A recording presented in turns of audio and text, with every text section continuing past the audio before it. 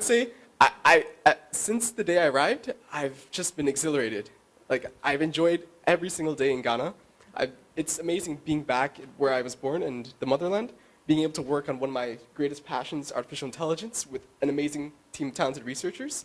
It's amazing. Every single meeting, I see my teammates start applying the scientific method. They make observations, they make hypotheses, they test them, they synthesize, they iterate over and over, and it's just been a childhood dream made reality, seeing this.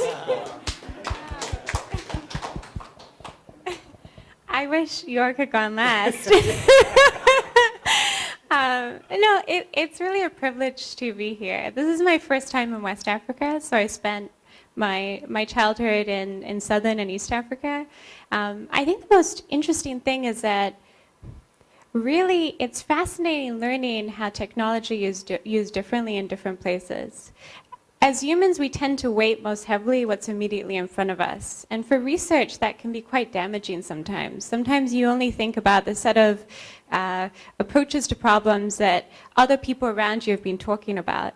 And so to infuse research in a different environment with different constraints is very exciting as a researcher. Actually, last summer, I spent 2 months in Ross Business School in Michigan. As you know, this was like part of the MBA program. And one of the classes that I took there actually was about healthcare delivery in developing countries, which made me very, very excited about this. At the same time, I started talking to Mustafa. So what a coincidence. Yeah, that's how it all started, and I think we ended up in a win-win situation, like for both of us. Yeah. Google as a big player in this area coming and really focusing on problems that are specific to the African context, or problems that people work on other places, but from a more African perspective.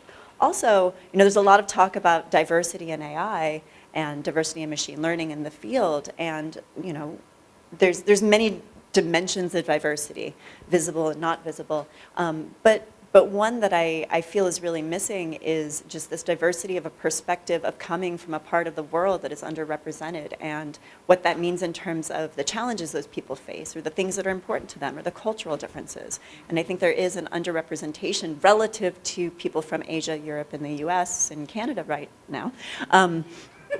Not to be too US-centric.